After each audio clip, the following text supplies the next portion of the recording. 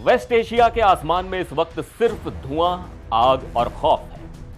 America और Israel के हमलों में ईरान के सुप्रीम लीडर अयातुल्ला खामेनेई की मौत क्या हुई, पूरे इलाके में जैसे कयामत आ गई है। लेकिन हैरानी की बात यह है कि ईरान के निशाने पर सिर्फ अमेरिका या इजराइल नहीं है। ईरान के खौफनाक हमलों से इस वक्त सऊदी अरब, यूएई और कतर जैसे अमीर अरब देश भी दहल उठे हैं। आलम यह है कि दहशत में आए अरब देशों के किंग अब धड़ाधड़ रूस के राष्ट्रपति व्लादिमीर पुतिन को फोन घुमा रहे हैं। नमस्कार, मैं हूं सिद्धार्थ प्रकाश। आखिर अरब देशों को पुतिन की याद क्यों आ रही है? अमेरिका का इतना भारी भरकम सैन्य जमावड़ा होने के बावजूद अरब देश पुतिन के सामने मदद की गुहार क्यों लगा रहे हैं? आज हम इस पूरी इनसाइड स्टोरी को डिकोड करेंगे। सबसे पहले बात करते हैं कि इस वक्त वेस्ट एशिया की जमीन पर हो क्या रहा है। दरअसल अयातुल्ला खामेनेई की मौत के बाद ईरान पूरी तरह से बौखला गया है। ईरान ने कसम खाई है कि वो इस हत्या का बदला लेगा और उसने बदला लेना शुरू भी कर दिया है।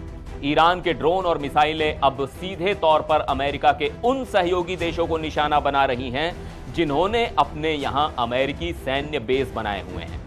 न्यूयॉर्क टाइम्स की रिपोर्ट भी यही कह रही है कि ईरान ने फारस की खाड़ी में मौजूद अमेरिकी सहयोगियों के एनर्जी इंफ्रास्ट्रक्चर को तबाह करना शुरू कर दिया है। हालात कितने गंभीर हैं, इसका अंदाजा आप इसी बात से लगा सकते हैं कि ईरान के ड्रोन हमलों के डर से सऊदी अरब को अपनी सबसे बड़ी घरेलू तेल रिफाइनरी बंद करनी पड़ गई है।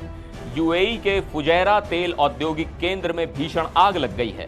इतना ही नहीं, कतर के रास लफान एनर्जी फैसिलिटी पर भी हमला हुआ है, जिसकी वजह से वहां एलएनजी यानी लिक्विफाइड नेचुरल गैस का उत्पादन पूरी तरह से रुक गया है। इस तबाही ने दुबई और अबू धाबी के एयर स्पेस को बंद करने पर मजबूर कर दिया है।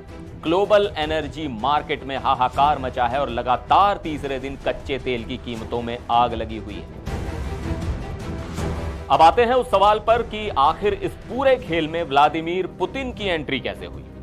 देखिए, जब आपके घर के पास आग लगी हो तो आप उसी को बुलाते हैं जो आग बुझा सके।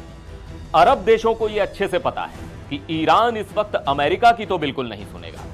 इसीलिए सऊदी के क्राउन प्रिंस मोहम्मद बिन सलमान और कतर के अमीर शेख तमीम बिन हमद अल थानी ने सीधे मॉस्को फोन मिला दिया। सऊदी के क्राउन प्रिंस ने पुतिन से साफ साफ कहा है कि चूंकि रूस के रिश्ते ईरान और खाड़ी देशों दोनों के साथ बहुत अच्छे हैं, इसलिए रूस इस तबाही को रोकने में एक पॉजिटिव भूमिका निभा सकता है। इन देशों को डर है कि कहीं उनके टूरिज्म, ट्रांसपोर्ट और सिविल इंफ्रास्ट्रक्चर पूरी तरह से खाक ना हो जाएं। क्रेमलिन ने कंफर्म किया है कि पुतिन अरब देशों की इन चिंताओं को सीधे ईरान की राजधानी तेहरान तक पहुंचाएंगे और हालात को शांत करने की पूरी कोशिश करेंगे। हालांकि रूस ने इस पूरी तबाही का सीधा जिम्मेदार अमेरिका और इजराइल को ही ठहराया है।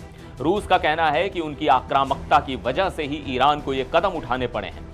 तो क्या पुतिन दुनिया को विनाशकारी युद्ध से बचा पाएंगे? क्या ईरान अब रुकेगा? आप इस पूरे मामले पर क्या सोचते हैं, कमेंट्स में जरूर बताइएगा। फिर मिलेंगे एक और वीडियो में। आप देखते रहिए एनडीटीवी इंडिया।